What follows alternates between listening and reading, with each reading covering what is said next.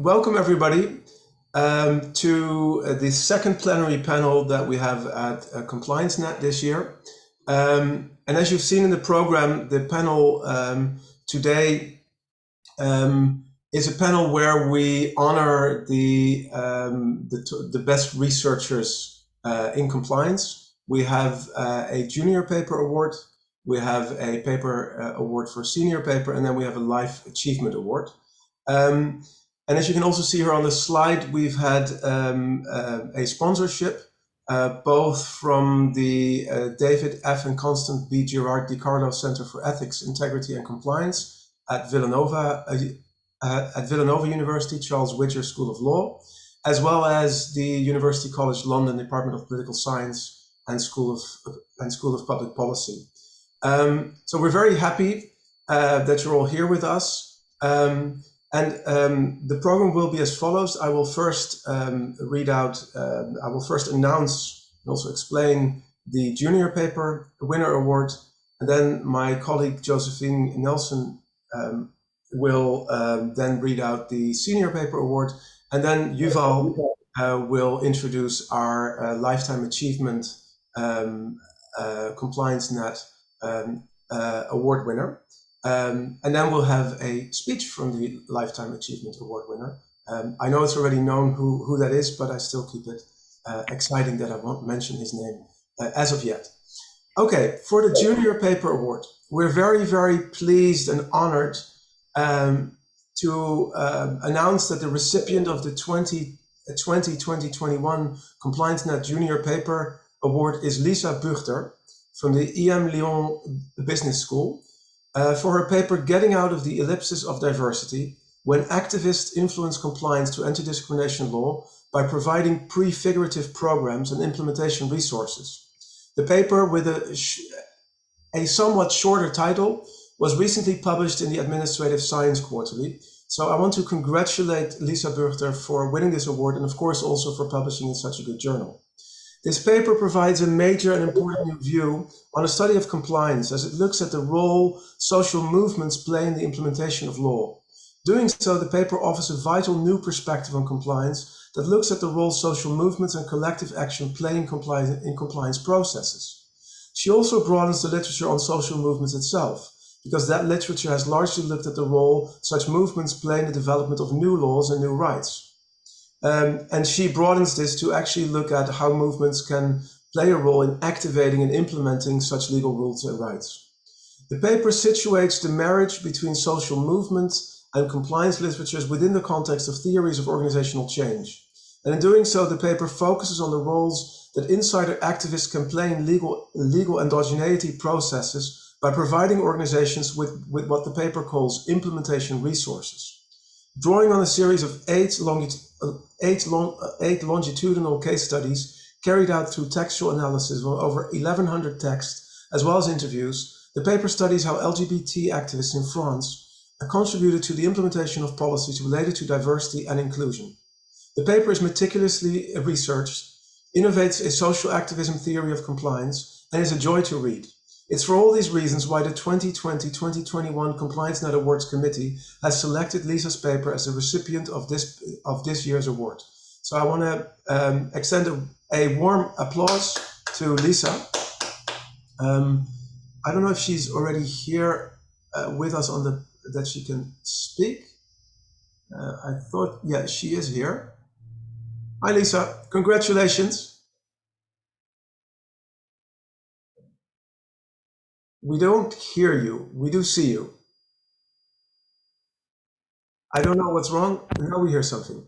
Hi. No, we still don't. Hi. Yes. Oh, no, it's not working? Yeah. Is it? Can you hear me? Yes. Yeah. Okay, so thank you so much. It's a real pleasure to have been selected by ComplianceNet, and it's a very big delight for me to discover this crowd. I was really excited when I was finishing my PhD to discover your group of scholars, because I'm looking for people to talk to about compliance, and it's too bad that the conference didn't happen in person, but I'm very much looking forward to meeting you in person in the future. So thanks a lot. Thank you. Well, thank you so much, Lisa. We all also look very much forward to celebrate your winning of this award in person next year. And in the meantime, I hope you have a wonderful time, and thank you so much. I now turn over the floor to Josephine, who will announce the Senior Paper Award winner.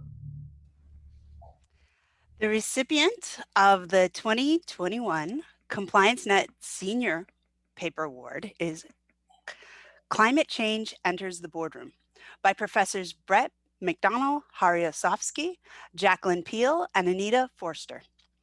The paper interviews corporate managers, investors, regulators, and other stakeholders in the US and Australia. In other words, the people on the front lines of implementing and conforming to climate change initiatives, about what really works and how those initiatives are experienced.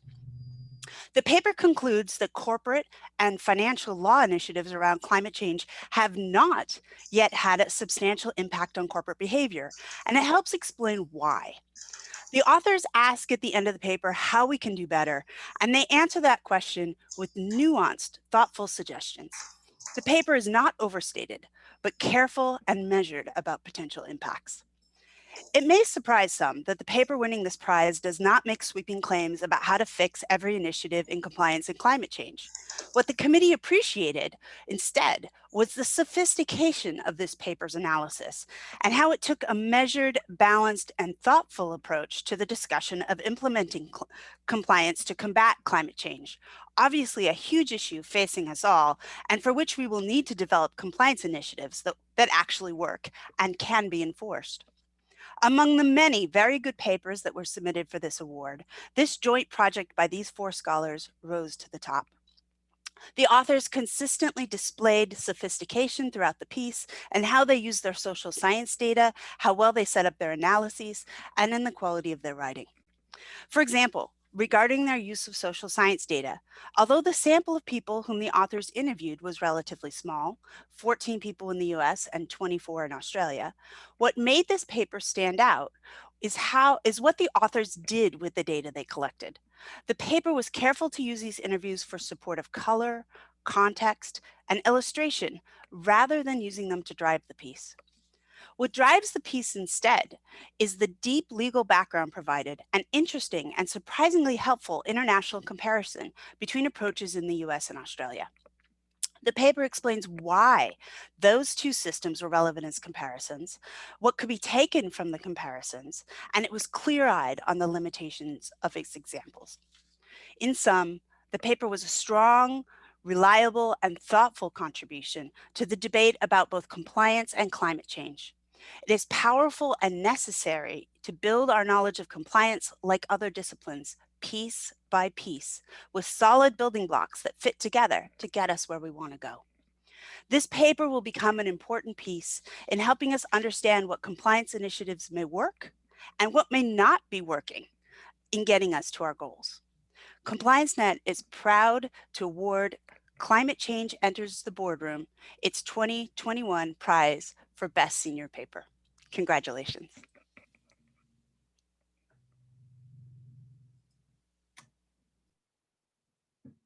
So also I want to invite the recipients. I think there's 2 of you here right now. Also, if you want to say something. Great. Can you hear me?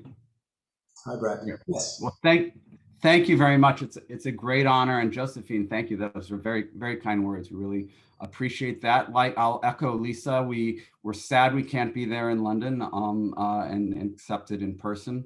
I'm looking forward to being able to travel internationally again. But thank you so much. Part of the pleasure of this piece was working with I'm the 1 business law scholar working with 3 environmental law scholars, 1 American and 2 in Australia. The 2 Australians can't be with us today, but Hari Osofsky, my former colleague, and the other American environmental law scholars here too. So I'll let Hari say a few words as well. But once again, thanks. I just want to join Brett in saying how honored we are, and we know Jackie Peel and Anita Foerster feel the same way. Yeah, thank you very much for the kind words, Josephine. And you know, I look forward to continuing in dialogue with all of you about how we make progress on these issues. So thank you very much. We're tremendously honored. Well, wonderful. Thank you all so much also for being part of our network. And everybody who submitted a paper for the awards, thank you all so much. We from the committee who read the papers, we very much enjoyed your work. And we really see that there's great promise in work. Also for next year, please keep in mind, you can all submit papers for the different categories. And we're always looking for good work to review. Okay, now for the main event. So this year we decided, or actually last year already, because the decision was made before Corona, we decided that we really wanted to give a career award for scholars who have really, throughout their career, have had a major impact on the field of compliance. And Yuval Feldman will announce the recipient and also explain why we've chosen this first recipient, this scholar as the recipient of the first career Lifetime Achievement Award of ComplianceNet. Yuval, the floor is yours. Thank you, Benjamin. So ComplianceNet is extremely honored to present its first Lifetime Achievement Award to Junor Braithwaite. This is definitely one of those cases when giving someone the award brings more honor to the giver than to the recipient. Each one of the conveners, Benjamin, Melissa, Colin, Josephine, Adam, and myself, were asked to think of how John affected our own research. And since we all come from different disciplines, law, criminology, psychology, law and behavioral economics, management, public policy, law and society, I think the fact that all of us were able to trace such a huge impact says everything about John and about his research. We all prepared kind of the following introduction about John, and I'm honored to be giving the right to read it in the name of the ComplianceNet convener, and a special thanks to Melissa for doing most of the write-up. Junor Braithwaite represents all what is best in compliance research. In a way, he is a one-man ComplianceNet. Over his impressive career, he has studied so many domains of compliance, from nursing homes to coal mine safety, incorporated broad social science perspective, from criminology to behavioral economics, using a variety of methods, both qualitative and quantitative, and has had a broad geographical focus from Australia in his earlier work to post-conflict nation building in his recent work. John has revolutionized the way we think about punishing crimes of the powerful as well as crimes by everyday people. His earlier research focused on crimes by corporations within the pharmaceutical industries and coal mining. It was during this period that he began rethinking the existing dichotomy of regulatory enforcement. At the time, much scholarship painted regulatory strategy as either a command and control approach with harsh sanction grounded in a deterrent strategy, or as a persuasive approach characterized by leniency and education in an effort to persuade corporations into compliance. His seminal work with Brent Fiss demonstrated that regulators could, and often did in reality, work between those two poles to better affect change within cooperation. As Christine Parker noted in her 2013 review of responsive regulation, and I quote, "They invented a new theory and a new technique that was grounded enough in practice to not seem realistic, but was aspirational enough to be challenged." A Google Scholar search of responsive regulation and Braithwaite yields 11,000 results, clearly demonstrating the expansive nature of research in his domain since its formal introduction in the early 80s. Even more importantly, John has continued to work on his theory and practice, constantly improving upon previous iteration when research indicates that revisions or elaborations are warranted. While studying corporations and elite white-collar offenders, he was also looking at the opposite end of the offending spectrum, how juvenile offenders and traditional criminals respond to criminal justice system sanctions. Research at the time indicated that the way former law enforcement agencies punished offenders were just as likely to produce more offending as it was to produce compliance. His research examined informal sanctioning procedures grounded in the Japanese and Maori cultures that seems to produce much better results among the people being punished.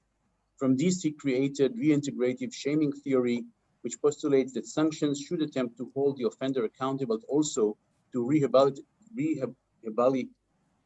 rehabilitate them. The key is to condemn the behavior, but not the whole person. The offender should also be able to make reparation to the victims of the crimes, and ultimately should be reintegrated fully as a functioning member of society. The theory has greatly influenced restorative justice programs around the globe. The Center for Justice and Reconciliation, a program of Prison Fellowship International that focus on encouraging restorative justice strategy, notes that restorative justice programs exist in 40 countries around the world, while other estimates indicate much higher numbers of countries using restorative strategies. More recently, he has turned his attention to terrorist acts, war crimes, and post-war reconciliation. His scholarship on peacemaking bridges his interest in crimes and punishment by powerful actors, arguing that war and crimes are among the most severe form of domination that exists. He argues that many of the same principles involved in reintegration, shaming, and restorative justice can also be used to guide reconciliation processes. Ultimately, all parties can and should work together to expose social inequalities that reproduce feelings of shame and injury, which lead to conflicts on all levels, from school and bullying to war atrocities. It's impossible to describe John's impact on compliance and the related disciplines of criminology, criminal justice, regulatory governance, transitional justice, behavioral ethics, law and economics, research in short introductory speech. There are so many other domains we could touch on, and we would be remiss to ignore other domains we could touch on. We will ignore his role as a mentor and leader for those who follow his footsteps. Formerly, he mentored over 90 graduate students, many of whom have become award-winning scholars in their own right. Informally, John always takes time to reach out to younger scholars and offer his advice or support. He makes an effort to engage in meaningful conversation with other researchers despite his challenging schedule. One might expect such prolific and gifted scholars to care too much about their time to help others, but this is not, but not only is John an incredibly gifted scholar, he's also a good friend, someone who strives to make the challenging world a better place and an inspiration to us all. John, the floor is yours.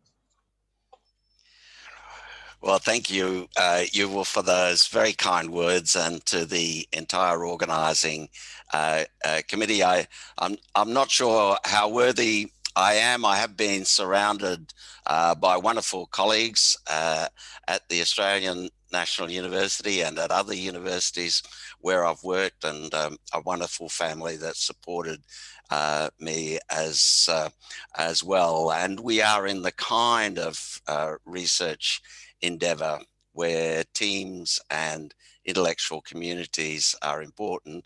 And I congratulate you as a network of scholars that has put together a wonderful, flourishing research committee in quite a short space of time. And thank you also to University College London for organising this twice under such difficult circumstances. A great job.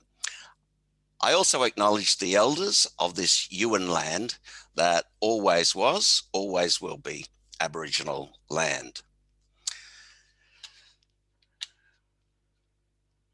Okay, I'll see if I can share my screen. Right, is that filling your screens okay? Yeah, looks great. Okay. My topic is managing complexity. I first argue that Valerie Braithwaite's concept of motivational postures is helpful. Then I suggest that global shifts from regulation by street-level bureaucrats to desk auditing, algorithmic regulation are a threat to regulation that is responsive to motivational postures. Over-reliance on quantitative risk metrics to target inspections is another threat, especially when the risk data inputs quickly become dated and misleading. To put it more provocatively, Baldwin and Black's really responsive regulation is a threat to responsive regulation when it overemphasizes risk metrics. Responsiveness to risk is one important kind of responsiveness, but the heartland of achieving that is contextual. at street level.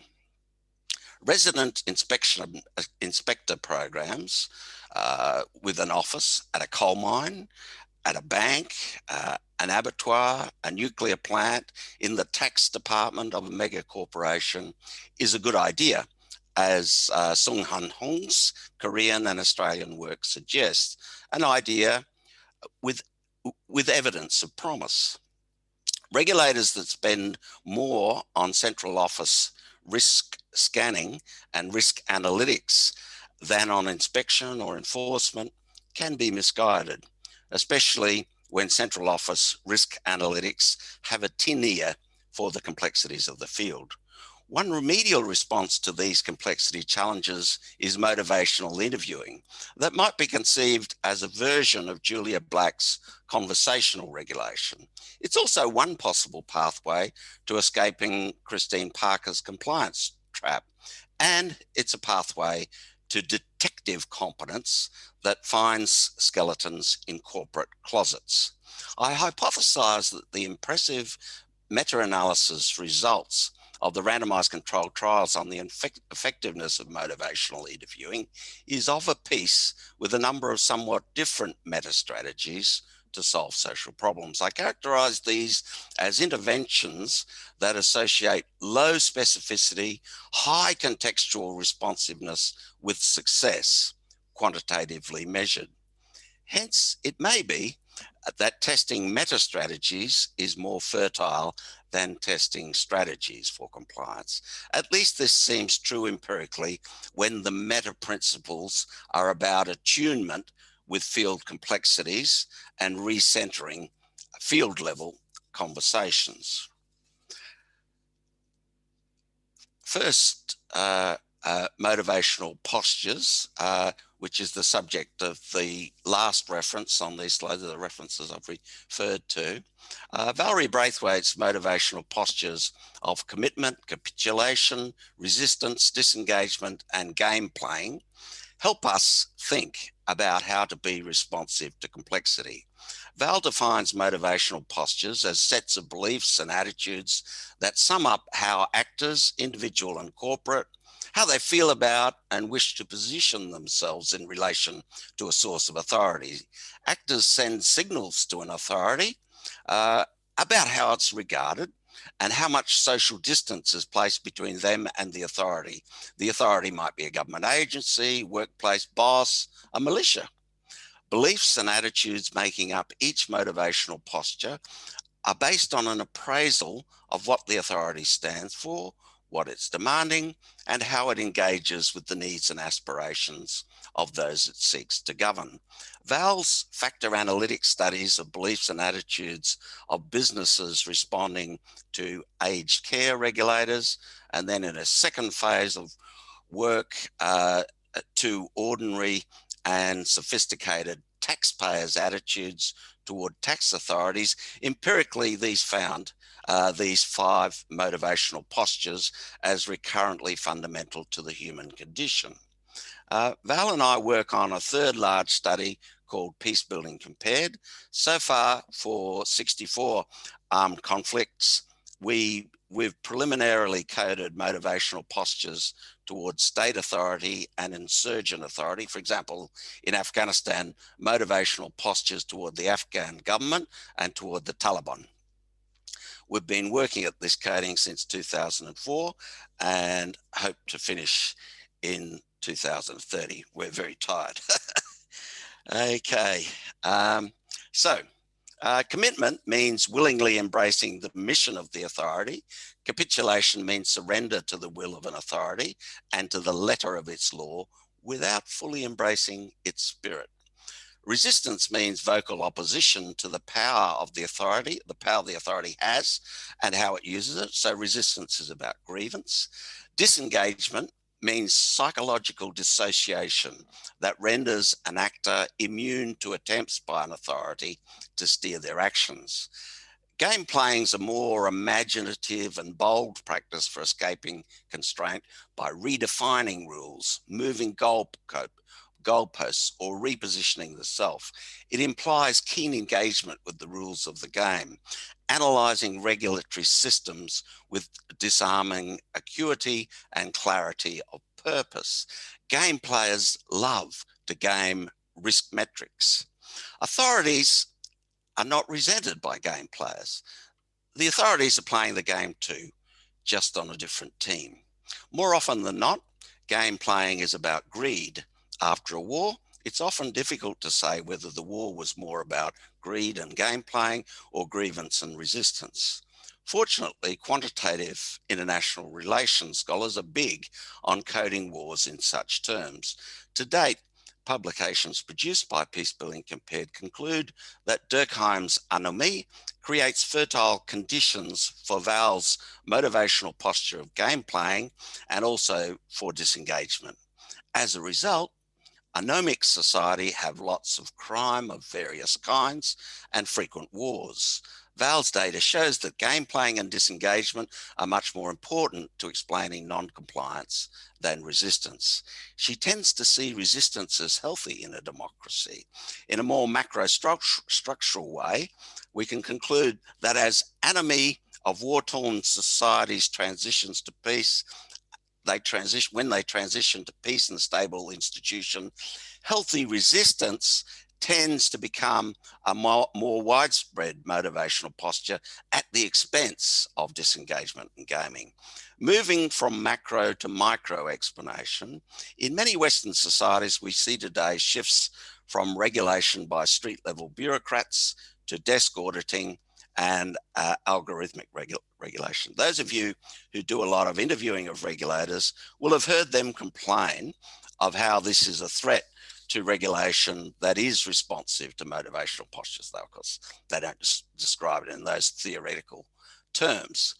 Here's an interview with a senior regulator at the Environment Protection Authority Victoria, where Val and I have worked on a multi-site ethnography in recent years under the leadership of Miranda Forsyth. This person, reasonably senior, reflecting on conversation with an even more senior boss, both with wide experience in a number of different kinds of Victorian and national regulatory agencies. This is the quote. My old boss, from another regulator, said, "What's your proportion of field inspectors at EPA?" I said, "It's probably about a fifth at best." He said, "Well, you need to triple that then, don't you?" Now, I probably wouldn't go quite that high, but the backroom, for want of a better term, needs to be really in a clear linkage to what they're doing at the front line. Another interview after a discussion of how you can never get a good collar for leaving the lids off barrels of hazardous chemicals because they will say that they were about to replace the lid when the inspector arrived. So I quote this one at length. Historically, EPA has been too focused on risk. It's as simple as that. Historically, it's sort of been trained out of us to comment on beyond compliance or improving something that's low risk into something that's no risk, something from good to better. It's sort of been trained out of us because our senses are keenly attuned to, that's something I can write a notice about. I can pin everything on that because they see that the site is in bad condition. They see it overall because there's never one lid. There's 1, 2, 3. It's like, I can't get you for any of those. But then there's that other thing. It's like, right, that's the thing I can write a notice on. In some ways, it's not a bad thing that we're trained that way because that allows us to achieve this overall improvement in a legally acceptable way. Okay, right, there is something and you have to improve the site because I finally found something that's bad enough. It's a very common thing for me to be asked to help a field officer demonstrate environmental hazard. They say, the site is awful. It's absolutely awful. I need you to help me mount the evidence to say that it triggers what's in the act. End of quote. For 50 years, I've been listening to inspectors contending that contending what contemporary Victorian data seems to show, that the best predictor of future catastrophe is not past high-risk incidents, and we've seen a bit of this in presentation of this conference already. It's not those recent high-risk incidents that predict future catastrophe. Which is what gets recorded in the risk profiles, but maybe a diffused profile of sloppiness with standards, where most of the sloppiness is low risk and therefore not recorded. That's why resident inspectors with desks at the highest risk workplaces, who call in their supervisors for backup when those risks get out of hand, is a good idea. In Australia, the idea of resident inspectors elected by miners and paid by the state had their birth in the 19th century at times of terrible mine disasters. In the 1970s in the US, after a series of mine disasters, the Mine Safety and Health Administration introduced a resident inspector program for the 78 coal mines in the United States with the worst lost time accident rates in the country. After they got their resident inspector, those 78 mines had below average resident accident rates. From the perspective of a restorative approach to prevention, one thing that's less restorative than desk audits is robo-regulation, as exemplified by Val's work on the Australian government's notorious robo-debt fiasco that's also been spoken of at the conference so far. At root, robo-debt was also a problem of IT consultants selling their wares. Our IT can complete your work quicker by cutting your field staff, replacing them with computers operated by some extra central office staff who work with us as consultants. Shortcuts that cut out human participation actually cut out the relationality that is the essence of responsiveness.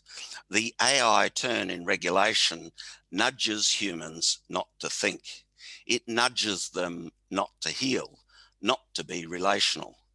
AI risks remaking human regulators to become more like the machines the consultants program, to think more like machines designed to make work easier. That's the risk to relational regulation posed by the technosocial systems of AI, a risk that responsive regulation must struggle against. We see the risk with the simplest of apps that advance faux relationality by automated likes of friends' Facebook posts or Instagram pics or loving automated birthday wishes. In simpler ways, the risks were always there with templates and checklists. Like AI, these are valuable tools for regulators, but over-reliance on them rewires the brains of street-level regulatory staff with templated tick box mentalities that erode wisdom and relational listening. Relational regulation works when someone spurns a shortcut to take a high road of reaching out to help with regulatory diplomacy toward fixing a problem. In a more general way, consultants, including universities like me, a lot of us, we're the problem because we write reports for central office regulatory staff who have the budgets to pay us. We don't work to street level staff, so we recommend more regulatory tasks to be done in central office. We end up with bureaucracies where ever greater resources go to measuring risk than to preventing risks or controlling them once they blow up. So I stand with the old-fashioned inspectors who wish to see most regulatory resources devoted to inspection and to enforcement follow-up. Regulatory agencies almost everywhere overinvest in desk audit and risk analysis and underinvest in street-level inspection. The evidence that inspection works, that detection works, is much stronger than the evidence that punishment works, something that Melissa and her colleagues have worked on in a very special way. the evidence that punishment works or algorithmic regulation works is just not as strong as the evidence that inspection works and detection works. Listening skills of inspectors are crucial to the diagnostic and catalytic competence that renders inspectors rather more like detectives and more relational practitioners than they currently are, and rather less like auditors. No compliance lesson sticks in my mind more than the first occasion where I was following a coal mine safety inspector down into a coal mine with the safety manager of the mine, and the safety management of the mine says to the government inspector, if you turn left here and go up that tunnel for X meters, you'll see something that you might be concerned about. It's something that I've raised with management. They won't do anything about it for me to make the mine safe, but if you raise it, they will do something about it. And that's the most effective kind of whistleblowing, actually, the whistleblowing that leans on the relationship with an inspector, in this case, in the darkness of a remote corner of a coal mine, where the safety person does not actually have to go public, just helps the inspector to find the problem themselves and get it fixed. To change behaviour, we must genuinely listen to Australian mosquito here. We must genuinely listen to narratives of non-compliance and change that organisational storybook. More than that, the listening must lead to agreement on desired outcomes and monitoring progress toward them. That commitment's secured in the motivational interviewing method by helping people to find their own motivation to attain an outcome. In motivational interviewing for compliance, the stakeholder rather than the regulator should make the arguments for change. A regulator role is to evoke the stakeholder's own concerns and motivation to affect that change and approach, listen with empathy, minimise resistance, nurture hope and optimism. Meta-analyses of 80 randomised controlled trials show formidable effectiveness in motivational interviewing in changing a wide variety of behavioural outcomes, mostly involving compliance with commitments to desist from harms like drug abuse, gambling, crime. Motivational interviewing's three key dimensions of motivation: confidence, importance, readiness, mirrors much of what emerges in Val's work on motivational posturing. Anne Jenkins' research on aged care regulation showed the importance of confidence or self-efficacy in regulatory compliance. It's easy to grasp the intuition that we achieve more against our outcomes on those days when we arrive at work with a feeling of confidence that we can tackle them. So clear empirical evidence that self-efficacy of managers and collective efficacy of organisation predicts future regulatory compliance was hardly a surprise. Importance as motivational interviewing's second key dimension has a much longer history, for example, in the consistent predictive power of commitment to obeying the law in tests of control theory in criminology. In the motivational literature, readiness is operationalized by asking stakeholders, how ready are you to make these changes? Every morning as I wake up, I say that to myself, John, how ready are you to lose some weight today? And every day I give myself the same answer. I'll probably be ready tomorrow, but not today. The empirical insight is based on the finding that ambivalence is the crucial dilemma individuals and corporations face when they consider change. Because people have the feeling that life is short and there are good and bad sides to everything, they often focus on the bad side and take the lazy path of not making a change they know they should bother to make.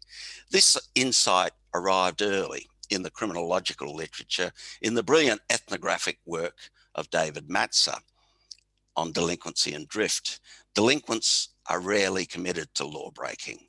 Rather, they ambivalently drift between worlds of delinquency and law-abidingness. They don't think breaking rules is right so much as they drift into techniques of neutralization that soften the moral bind of law.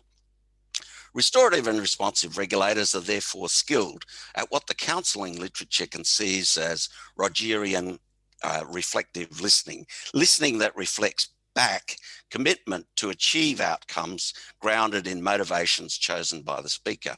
This talk is not about Christine Parker's compliance trap, but I do think those Rogerian insights are a starting point for how to escape the compliance trap.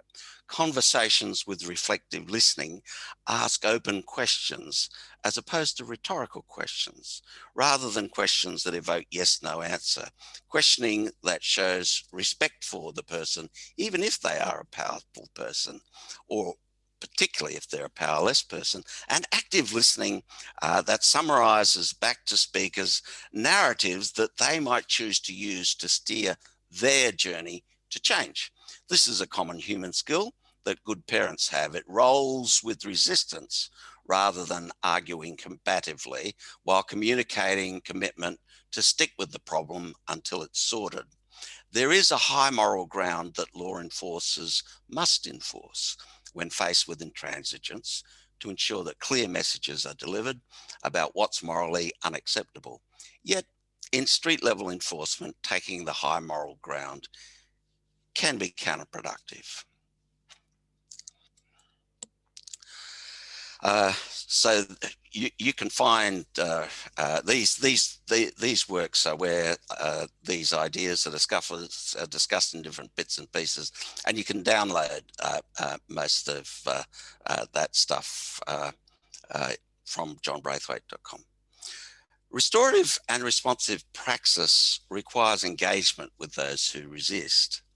We must show them respect by construing their resistance as an opportunity to learn how to improve the legal system. Val's research concludes that resistance is a good thing in justice and regulatory system. It's what creates the best opportunities for improving them. The character with which democratic governance responds to resistance is vital to the quality and resilience of democracy. Responsive practitioners can learn adaptation through the skill of rolling with resistance. They can learn that regulation is not just about pick important problems, fix them, as in Malcolm Sparrow. It's also about pick strengths and expand them. Val's data suggests that is particularly important with her disengagers, who are bigger compliance risks than resistors.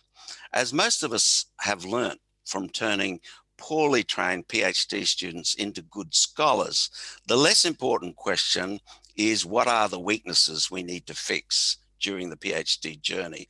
The more important question is, what are they good at? So we can build out from there.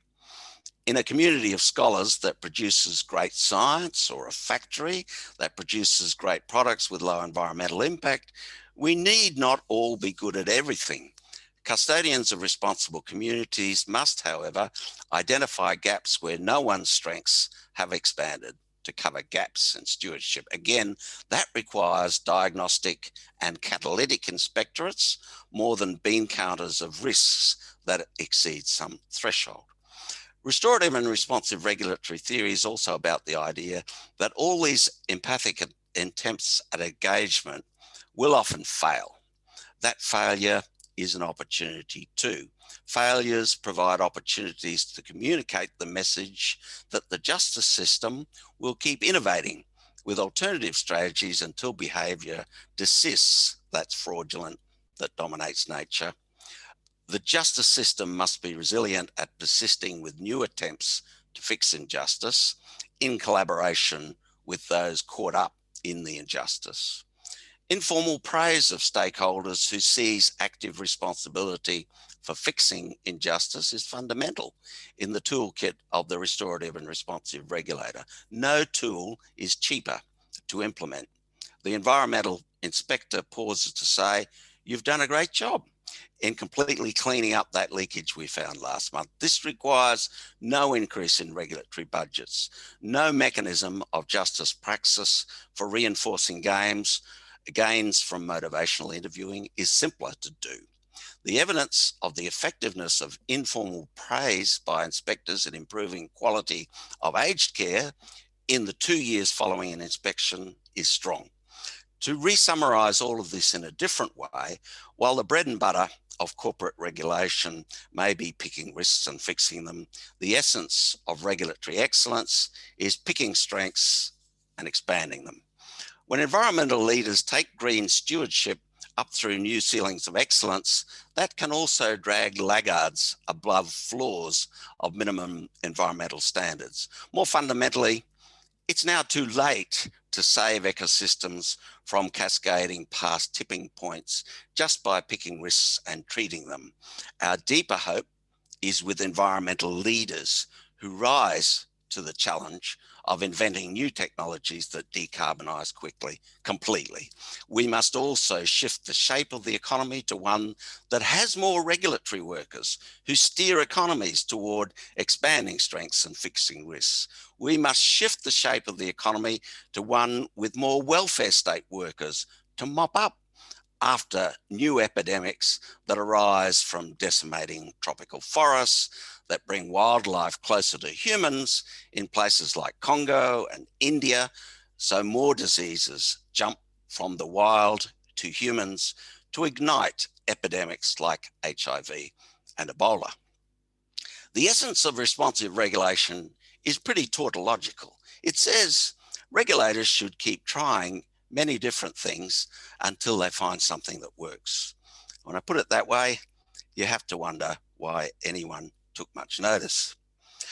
In my recent writing on what minimally sufficient deterrence means in any kind of law enforcement, I draw attention to our restorative justice randomized controlled trials in Canberra that were led by Lawrence Sherman and Heather Strang.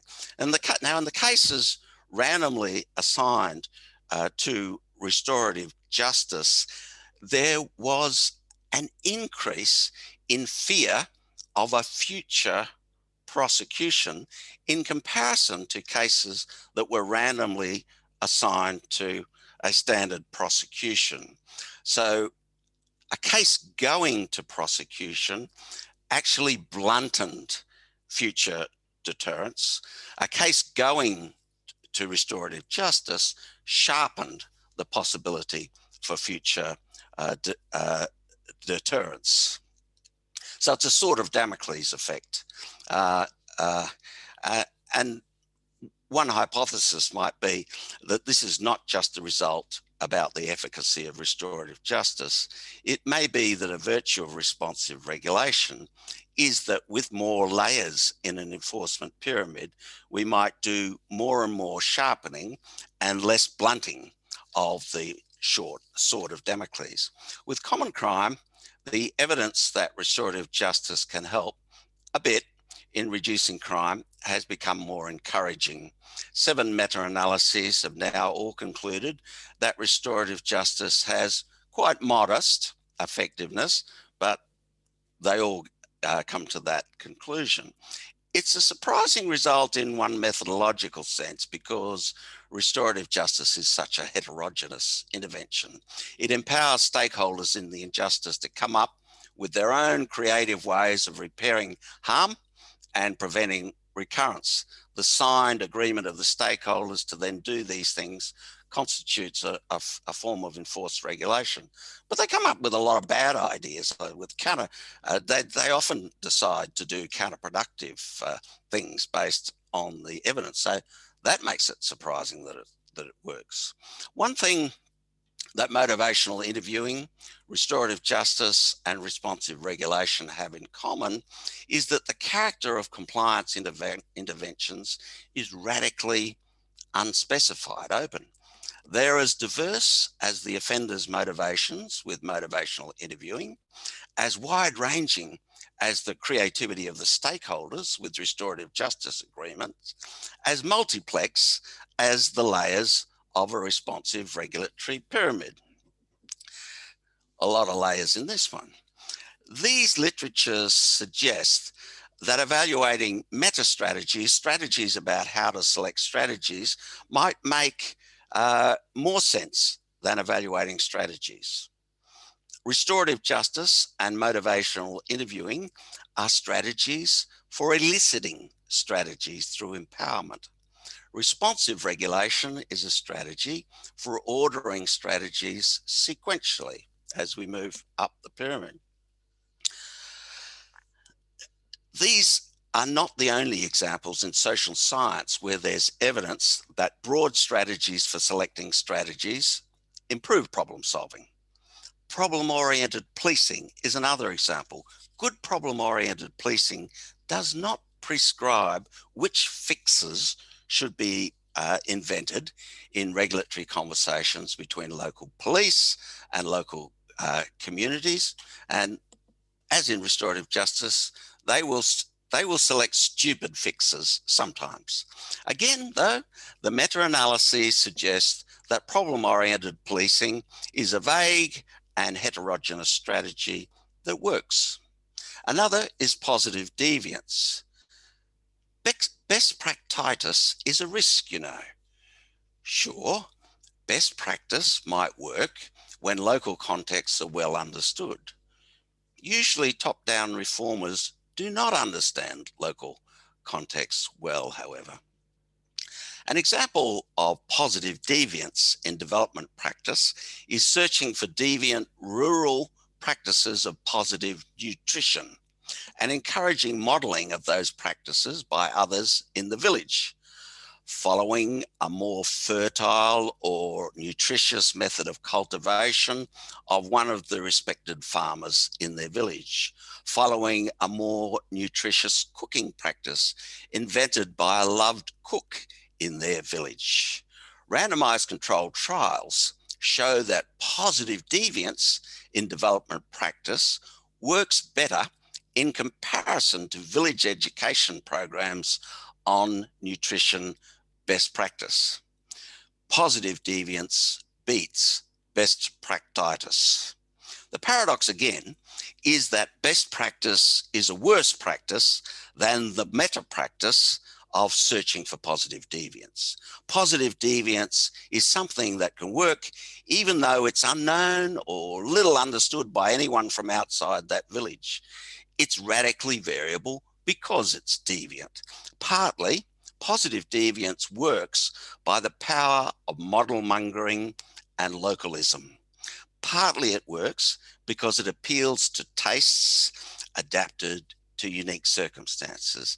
It energizes because someone in the community has identified the solution. So it focuses on their assets and knowledge rather than their deficits compared to some best practice from the North Atlantic. The meta strategy of search for positive deviance may be more useful than learning what are the particular forms of positive deviance that worked to improve nutrition in particular villages. To use another example, it's more useful to know that a vague heterogeneous concept like problem-oriented policing works than it is to know that it works because it fixes the street lighting at some crime hotspot. My final example is United Nations peacekeeping. Peacekeeping is also a kind of meta strategy. The quantitative data, of which there is a lot of very high quality these days, the data show that peace building works well in preventing war and levels of killing when it's multidimensional. Peacekeeping that's more multidimensional and more meta-strategic is more effective in comparison with peacekeeping targeted on some specific strategy. Meta-strategy beats best practice again. This, of course, is a very Australian way of thinking about regulatory studies.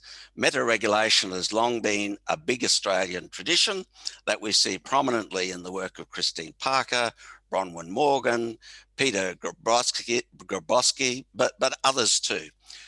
So much so that one might say that one way of summarising how Australians regard North Atlantic compliance research is anything you can do, we can do meta.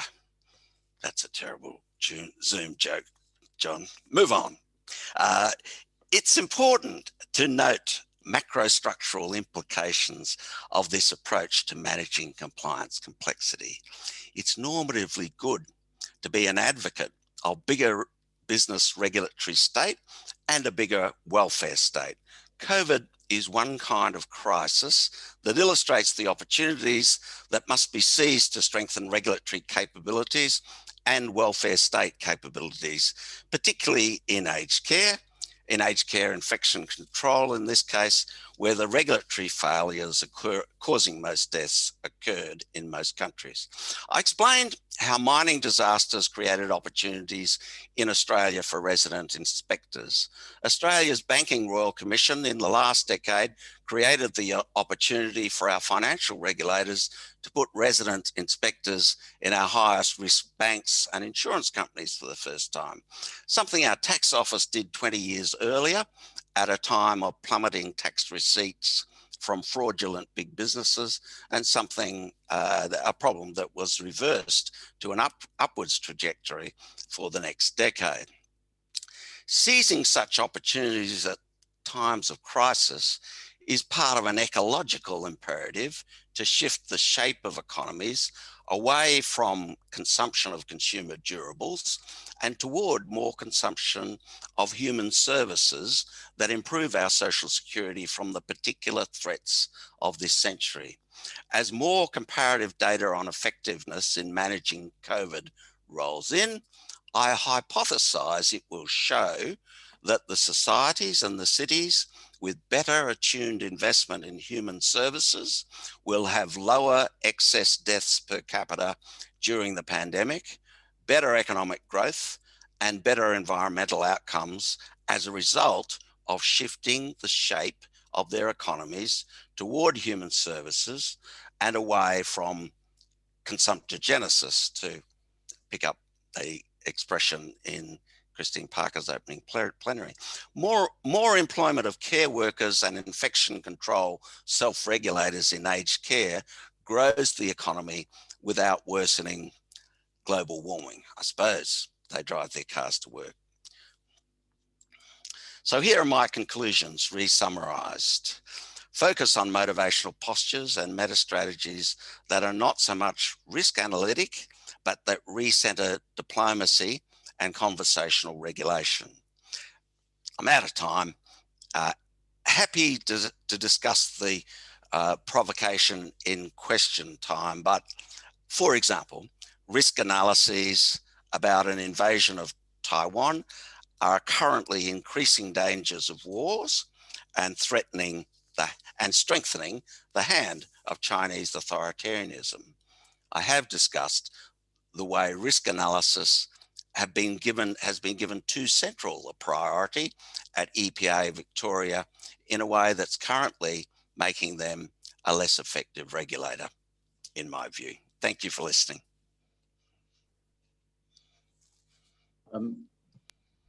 Thank you so much. Thank you so much, John, for this wonderful talk. I don't think anyone had any hesitation before about why you won this award, but I think you just demonstrated how impressive is your research. And I think while people may be writing their questions in the Q&A, I will use the opportunity to ask questions I had for a long time about both your research and about the motivational posture of Valerie. And so you mentioned this kind of the different posture of commitment, capitulations, game playing, and disengagement. And so I wonder to what extent it's possible to predict from, you do it in one context, let's say, I don't know, taxation, to how will people behave in environmental context. So, in terms of kind of the psychological perspective of situation versus individual differences, to what extent someone who is using one kind of style or posture in one domain is likely to behave like that in other domains. And within this question, I wonder if you think if any one of those four is more likely to be stable. So let's say, I don't know, game playing, is that more stable than commitment, for example? So someone who is committed to obeying a certain set of rules in one domain is more likely to do it, or I know it's kind of more, I'm maybe imposing a different perspective, which is more the one I come from when I try to understand kind of predictors and antecedents of non-compliance. But I wonder, and it's actually also related to responsive regulations in many ways. So I'm using this opportunity, and also I want to encourage others to write up their questions in the chat. I should flick this one to Vari, but she doesn't want to come out in her pajamas. Yeah, game playing is pretty stable, sad to say, but the most stable and the most popular is actually commitment, and capitulation is also very common. So the two most compliance-oriented postures are, have a lot of support out there in all the domains that that we have studied. So it's not all as hopeless as we sometimes think, as we see all the negative cases. I mean, UN peacekeeping is a very good example of that. Most people think it doesn't work, that it's a bad investment, but in fact, it's one of the most highly cost-effective public policy investments that can be that can be made. So we focus on very negative cases like Rwanda or Somalia and so on. We never read about the cases where UN peacekeeping of a multi-dimensional kind has done well, but resistance, I would think, is the most unstable, because it means that when there's resistance, people actually argue and change their positions. And resistors very often flip in Val's data to high levels of compliance. So they move from high levels of resistance, non-compliance, to becoming committed. That doesn't happen anywhere near so easily with disengagers or game plays. Benjamin? Yes, as we're still waiting for others to write in the chat. Thank you so much, John. I listened to your address very much as a call for bringing the human back in to regulation and compliance, and I so much favor that. I think sometimes when we use words like, even the word actor is so dehumanizing, and I think you say the same for risk, and that's the plea I hear. Let me then focus on that, which is, okay, if we bring humans in and back in, and I agree with that, I think that's core. How do we then, if we're saying, well, we want these really good inspectors, how do we account for their own personality, the way they've been socialized, the way they've been brought up, maybe the culture they exist in that relationship with the other human, let's say a human in the corporation, a manager or compliance manager or somebody that they're inspecting, who have their own personality, their own culture, etc. I ask this because in a prior study that I never got to write up, we went on food safety inspections in the Netherlands. And we found, the same as Yuval said, that there were these tiny switches in styles of conversation that happened during inspections. It would go, if we would code for motivational postures, which we didn't, go from one to the other. But we also saw very much that there was a difference in, let's say, the extrovert inspector who would say, "Hi, John, how are you doing? How's your restaurant?" But being a friend of the one that was inspected, when they then switched to, "Well, but why do I see this dust here in your cleaning equipment?" Then he went from friend to a friend who is criticizing. So it felt very different from the more formalistic, well, I'm here, more introvert, I'm wearing a coat, very distant. When they then bring up a violation, it wasn't a very strong switch moment. So my question is sort of, what happens if we zoom in further? So I fully support your calling for zooming in, but if we go into the full complexity, then we're really getting into humans interacting based on who they are. And in that way, it may not be as we expect from, from outside. So we might say, well, it's best to have this style, but that style might not fit this particular inspector or this particular inspectee. Yeah. So here is where the point about investing more in the regulatory state is important. If you want a more relational regulatory state, you've got to invest more in people who are inspectors or who are resident inspectors, and team inspections become important. That different people have different strengths, and yeah, there's that one person you see on the team who is the hi, how's your daughter going? Well, I hear she just had a birthday, and all of that stuff. And so sometimes when teams work well, there's hard cop and soft cop. Now, of course, there are problems with capture in resident inspection programs. There's the worry about them, that the resident inspector who has that desk at the bank will go native and love their friends in the bank. But in the world we're now moving toward in Australia, where there might be a resident inspector from the tax office and another one from the financial regulators, they might support each other on doing the detective work of noticing where certain bodies are buried. But hopefully, a lot of the time, that one resident inspector will find that mostly things are pretty okay, or things can be raised at an early stage and then fixed before they get out of control. And so the single inspector, where you can't mobilize that strength that you get in the group inspection, won't be much of a problem. But if there's anything really serious going on, they need to call their supervisor. Their supervisor needs to come in and maybe bring other kinds of experts with other kinds of accounting skills that inspector doesn't have, for example. And that's where you get the possibility of covering the weaknesses of one inspector with the strengths of another. And that's where it matters. And also the possibility of the frontline person who's the resident inspector, who needs to keep that relationship with the bank, saying, look, I'm sorry, folks, but you were put on notice about this problem. This breach has continued.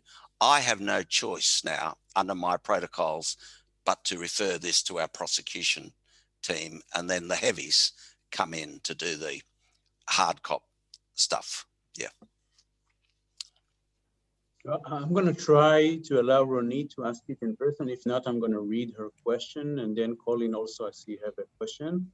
Ronit, can you speak or? Yes, do you hear me? Yes. Yep. Okay, first of all, thank you. I wanted to ask John, in regarding of responsive regulation, what do you think, how can you deal or treat the existence of tycoons and monopoles in the process of responsive regulation? Because as we know, they have the power to change things, to go into the process and to change it. What do you think about it? Do we have any solution for that? Can we deal with, can we use responsive regulation in states that have tycoons and monopoles structure of economy? And thank you. Thanks, Ronit. That is the hard question. Of course, that is very difficult because power is everything in regulation. But protocols in relationships between chairs of regulatory organisations and ministers can be important in this. So let's say you've got a very powerful tycoon who has evaded tough enforcement in the past by going to the minister and getting the minister to pull all the political strings and budget threats to put the regulator back in their box. After such an incident, one of the things that the chair of a regulatory agency can go to a minister and do say, look, if you keep doing this, I'm not going to stick around. And when I leave, what's going to be said is that I left because this happened with your mate, the tycoon. And I'm really worried, but because he's got away with it this time, he's going to keep doing it. So I want agreement with you, Minister, that if this kind of breach occurs again, you will support us in throwing the book at this guy and put him in jail if we need to. And so now, Minister, would you go and talk to your friend, the tycoon, and say to him that that's the reality that he's looking down the barrel of, that he won't be able to protect him next time. The minister won't be able to protect him next time because the minister will be politically exposed, the chair might resign, and it will come out why the resignation, and then we'll all be worse off. So it is things like that.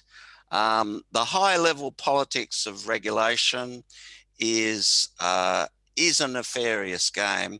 I was a part-time regulatory commissioner for 10 years, and I remember some of the nefarious things that happened when, for example, front page of the financial press was saying that our minister at the Australian Competition and Consumer Commission, the Attorney General, had called our chair and told him which way the merger should turn out. And our chair went on television and in the media and said, that's nonsense. The Attorney General had not pressured me in any way whatsoever. There was no phone call, but there had been a phone call from the Prime Minister and others. I'd had a conversation with the Prime Minister about it as well. So that, you know, it is at that level of these super tycoons and inevitably political process where chairs of regulatory commissions are very important, that they're people of integrity who are willing to resign. Colleen? Thanks, Yuval. And just to quickly say to all the attendees, if you want to write questions, it's probably best to do so in the Q&A box if you want to ask any questions of John. John, thanks so much for a very illuminating talk, and I echo everything that you've all said just now as well about the nature of the award. It's really interesting, the ideas you have about positive deviance, right? And also talking about these different sort of things like welfare workers for mopping up after certain sorts of disasters and kind of, well, breaking out of silos and going beyond best practice and I guess the risks of risk regulation and the problems that come with AI and what it does to regulators. But beyond meta regulation or strategies for meta regulation, can you elaborate on how you think there are ways to institute more systematically the practice of positive deviance, right? How do we kind of integrate that into regulation or social policy more broadly? You mean corporate regulation as opposed to village nutrition regulation? Well, I suppose either one, right? I suppose, like more broadly speaking, since your examples are so wide ranging, but take whichever one you think is most appropriate. Yeah, well, you know, I think of Christine Parker's triple loop learning in precisely that way, and let me apply it to an area that I know a little about empirically, regulation of quality of care in aged care homes, infection control in aged care homes. So, or let's do it in hospitals. Move up a notch to where a lot of us worry about how things will go if we end up in hospital with COVID at the moment. So a particular ward in a hospital comes up with a new way of doing infection control on their ward. They do a little study. They've got a particular kind of infection that's could be a common kind of infection like eye infection, and they find it's the protocols of, cleaning messy eyes have some problems with it, and the infections being spread from one eye to the other. And there are ways these protocols, these cleaning protocols and training can be changed. And as a result of this change, that particular kind of infection comes down substantially in that ward compared with other wards in the same hospital. But it's very particularistic. This kind of thing can be very particularistic. Let me give you a real example of the particularism. So wound infections as opposed to eye infections, and in this particular ward, the reason for the diagnostic detective work for them having high levels of infection getting into wounds was because the laundry was left. The dirty laundry was left at the end of their ward until the laundry guy came round to pick it up. So that was the particularistic local problem that they had. But there are other wards in the hospital that also had these laundry trolleys, sometimes sitting for far too long and becoming a infection risk with all of the bloody and shitty sheets just sitting there. So then the second loop of learning is that all of the wards in the hospital get a notification about this new way of thinking about this or that kind of infection control. And then that hospital is getting better infection control than other hospitals in that hospital corporation. And then they roll it out to a third loop of all the hospitals in the corporation. And then the regulator might roll it out across all the regulators in the system. Look at what this hospital corporation has done. You might think about that. And what they've actually done is a lot of particularistic things, which are a positive form of deviance of what we can do with our laundry guy to not have this stuff sitting there in this way. Thank you. Josephine?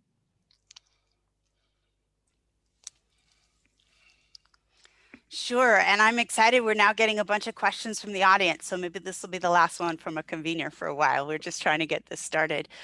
But Ronit's question made me think about an even more meta topic, which beyond monopolies and tycoons, what happens when norms of justice break down in society? We need our institutions to be strong, for example, in the and some sense of social justice and the norms around social justice to be strong. In your example of going to some head, some executive and saying, Mr. President, Mr. Secretary, Mr. or Mrs. President, Mr. or Mrs. Secretary, I don't like the power that your friend who's this business magnate is exercising over me in the regulatory agency. Do something about that. And then afterwards, the conversation was, well, this would look bad if it went public.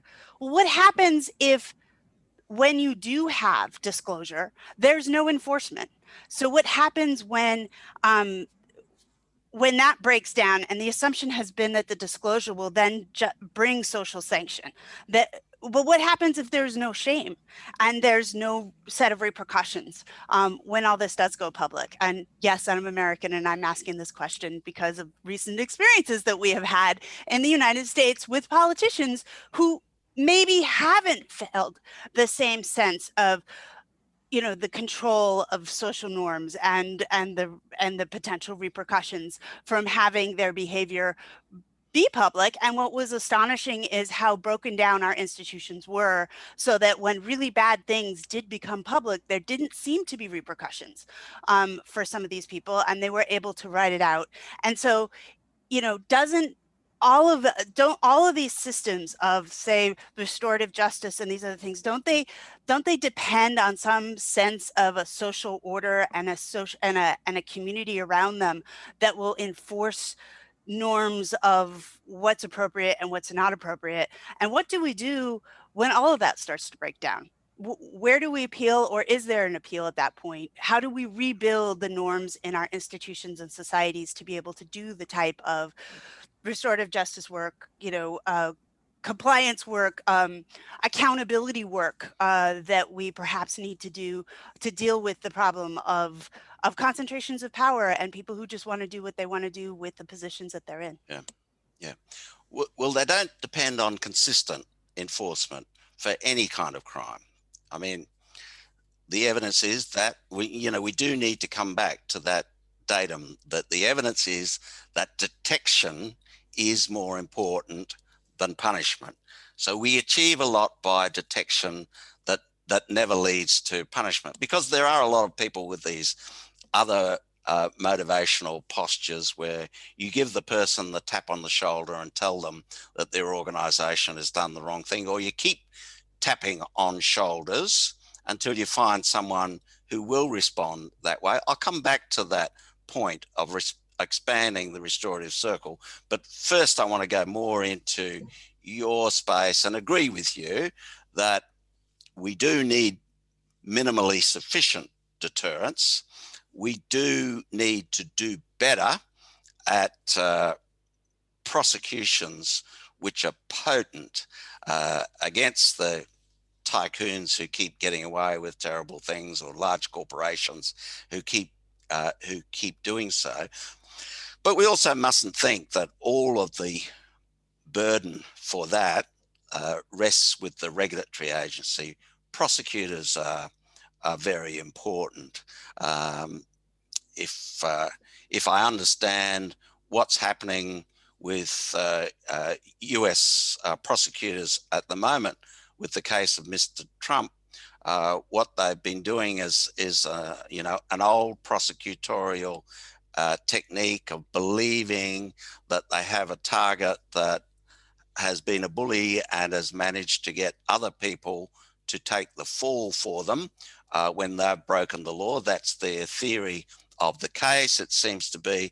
And their enforcement approach to the case is a classic enforcement approach that was most fully developed in the greed is good cases on Wall Street in the late 1980s, which is you nab someone and say, gotcha for that, and you need to give me evidence against a bigger fish up the line, because if you don't, you might end up being the person going for jail for long, and we don't actually believe that you're the most culpable person in the organization.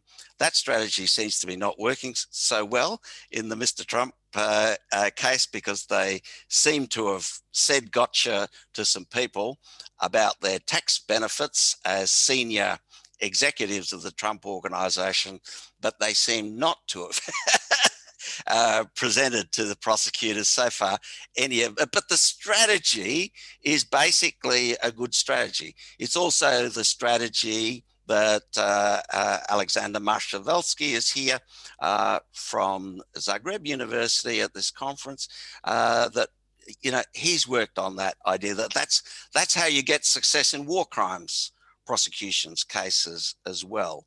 You get the evidence, and that's what didn't happen in the Obama years, at least the early Obama years. I remember that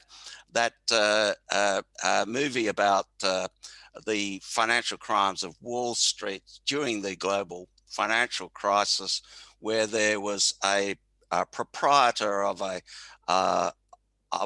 brothel on Wall Street, where she was saying that major financial firms were putting their use of sex workers down on their expense accounts for compliance services. And then she said that no one had ever come to me. I reported that to police, and no one ever followed up on any of that. Well, that's the classic case that an aggressive prosecutor uses. Say, right, gotcha. It's not the most serious fraud the world has ever seen, but it's an open shut fraud to say that the use of a sex worker is compliance work. And it's a very embarrassing form of crime for you. So that's exactly the kind of way that good prosecutors move up the food chain to those big cases. But the restorative justice strategist has another approach, which is that you convene a restorative justice conference, and the tough nut that you're concerned about, who is the executive responsible for that crime, says, prosecute me if you want. My legal advice is that the penalty won't be too high, and we think that we have got a good chance of winning, so see you in court. So the restorative regulator then says, well, I'm disappointed you've taken that attitude towards something that should be a matter of concern and corporate social responsibility. Let's go away and think about it. And then the regulator widens the circle and invites their boss in the circle. Then sometimes the boss will be an even tougher nut. So there have been cases where what was done in those kind of matters in Australia, you move up the hierarchy until you finally find a softer target who is moved by corporate social responsibility and who will say, I'm a bit disappointed in my people below me that they've had this reasonable case about very bad behavior by my company put to them, and I want to put it right. So there are the tough guy strategies, and there are the restorative strategies for moving up to getting more enforcement action than we're getting at the moment, I think. Thank you, John. Kfir has a question. Multinational corporation invest more and more in ESG risk assessment and publish risk reports. To what extent do you think that this trend affects regulators to be responsive to designing regulations and on enforcement actions? Well, it's a good thing if they do risk assessments, and it's a good thing if there's contestation of those risk assessments. The more public they are, the better. If they're risk assessments prepared pursuant to a deferred prosecution agreement, for example, they should be public, so others in the risk assessment business can say, this is a lousy job of doing this risk assessment, and you prosecutors should be turning this deferred prosecution into an actual prosecution. Thanks. So it seems that Michael has, with risk, I don't think it's the same. Maybe Michael, you want to, I don't think it's the same as Josephine, but maybe I'll give you the time to rewrite it and then move to other questions, because I don't think it's an identical question. So Wim asks, our corporation, corporate compliance officers actually internal regulators, and should they apply responsive regulation internally as well, including assessing the motivational posture of the business line management? So good compliance management equals responsive regulation? Yes, I think so. Yeah, and they also should responsibly regulate the regulator when the regulator is being unreasonable, is not being procedurally fair, for example. Mm-hmm. Thanks. Hadar asks, with the emergence of virtual spaces as a new arena for achieving justice, what are the new challenges, if any, for the responsive regulation theory? In new virtual spaces, yeah, they're big challenges, Hadar. I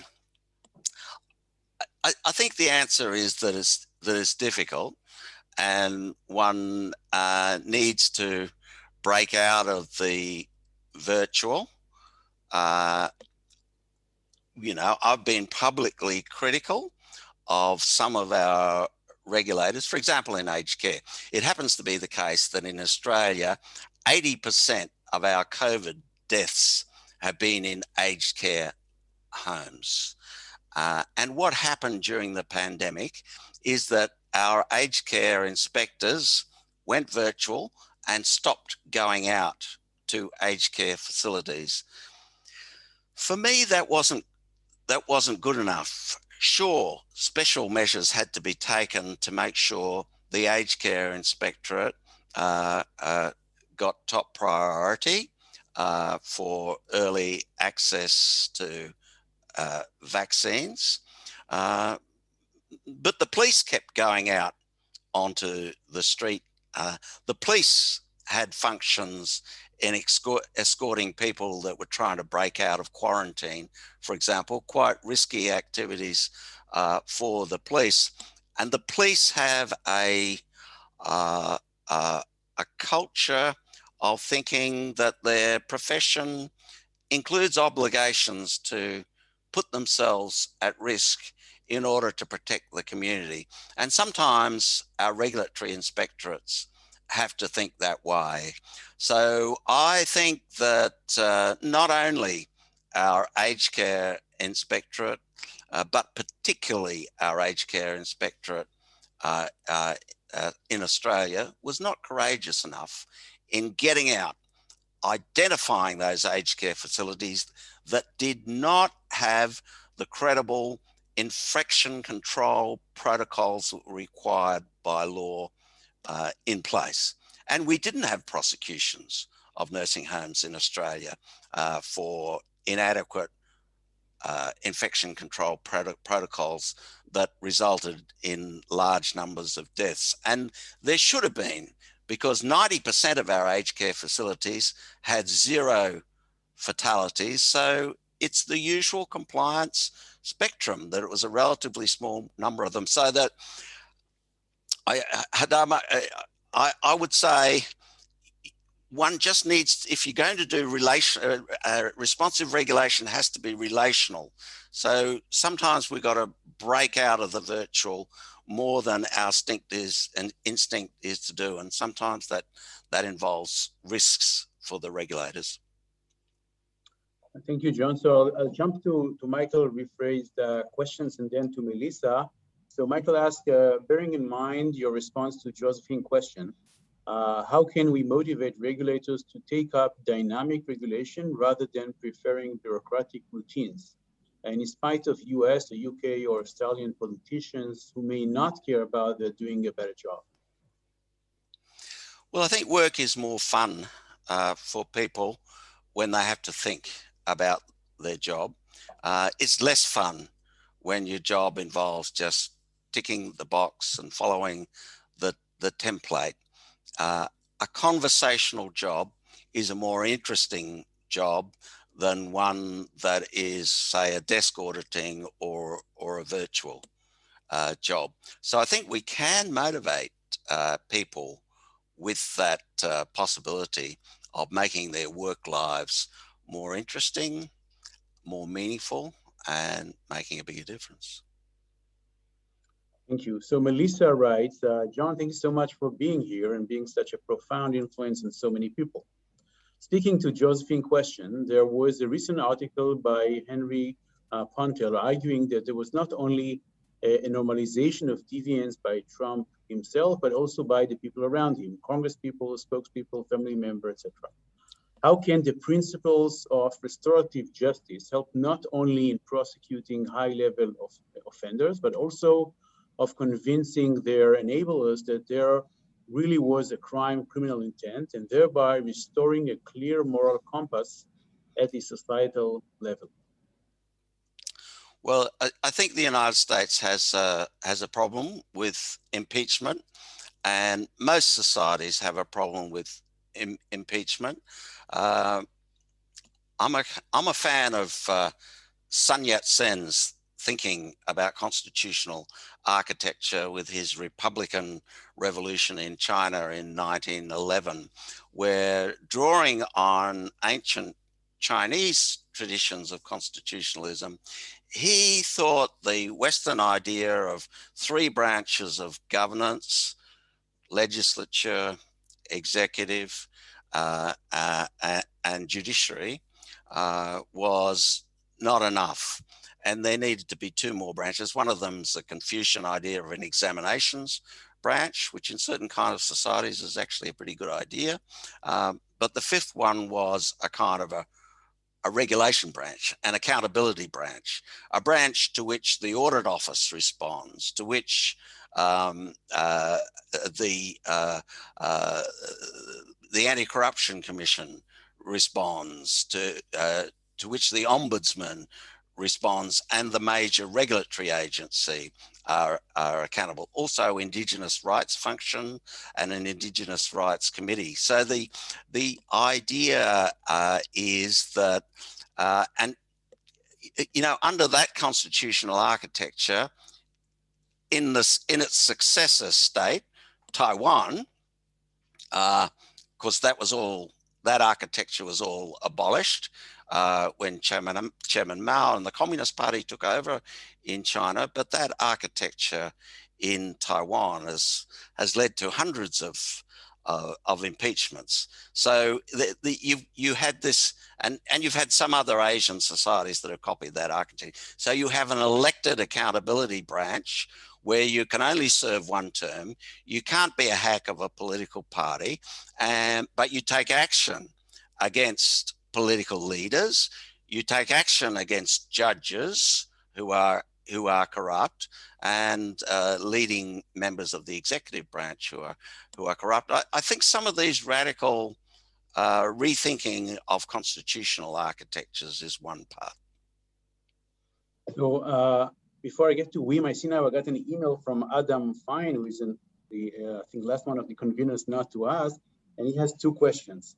One is, what are the most successful real-world application of your theory? What are their hallmarks? And the second question is, your theory is obviously quite influential. What are some of the misconceptions about your theory? What do folks get wrong? I don't know. I don't know the answer to either question very well, Adam, but I mean, I think it was, I mentioned the large corporate taxpayers. I mean, we had a massive problem of such a high proportion of our large taxpayers paying zero tax.